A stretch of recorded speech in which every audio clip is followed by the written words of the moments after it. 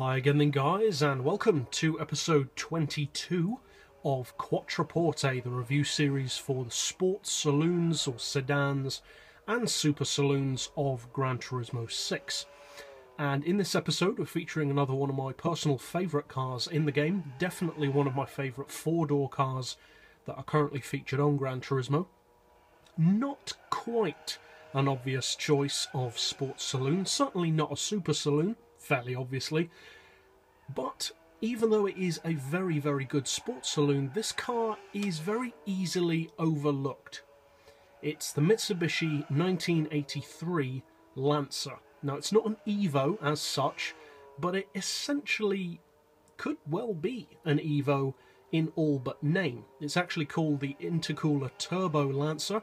It's powered by a 1.8 litre engine, produces up to a pretty impressive 388 horsepower and an equally impressive 302 pound-feet of torque, which is pretty good for its age and for its engine size. It only weighs in at a very impressive 912 kilos, and thanks to that very low weight, even though it doesn't have a massive amount of power, it still puts out a very respectable 425 horsepower per tonne. As far as PP, it sits at just over 500. It's actually 504 fully tuned, and it's very cheap. This car costs just under 27,000 credits, so pretty good value for the spec that you get. Obviously the car isn't going to break any records in terms of power or torque, but for the money and for its age, it's a pretty strong car, on paper at least.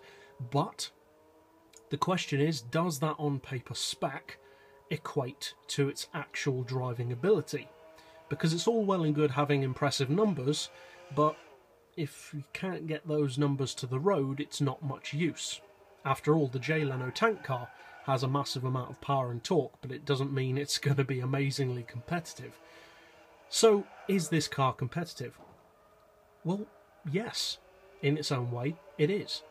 Obviously not as a super saloon, and this vehicle's never going to be able to take on, say, 500 or 600 or 700 or even more horsepower saloons on most tracks. On some tracks it could give them a good run for their money, but on most tracks it's not going to surprise anyone when I say that it's just not that level of saloon.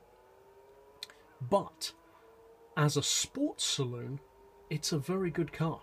It's a very competitive car, in fact, and for the under 400 horsepower level, I would say it's an excellent sports saloon, because most of the sports saloons in the game, regardless of their power, tend to be a lot heavier than this car.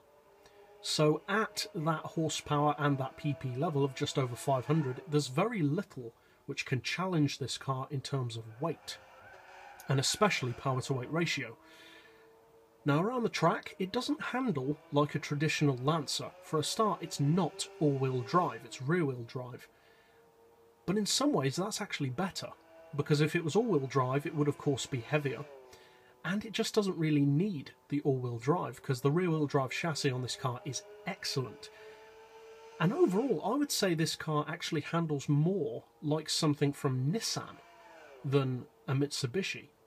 Not that that's a particularly good or bad thing, it's just an observation. To me, it looks more like a Nissan Bluebird or that kind of thing. And it handles more like what I would personally expect something like a classic Skyline to handle like. So pretty high praise, really, considering how good those classic Skylines were. Now, as far as motorsport goes, this Lancer was used by far more for rallying than road racing. But it makes an excellent road racer. The handling is superb. By far its best attribute is its handling. As you saw then, of course you can get the tail out, being a lightweight rear-wheel drive car, but overall the handling on this is very, very good. And despite being a four-door car, the Japanese aspect of the car, and also being the age that it is, means that it's not all that big. It's very compact for a saloon, smaller in fact than some hatchbacks. So you can really manoeuvre this car very, very well.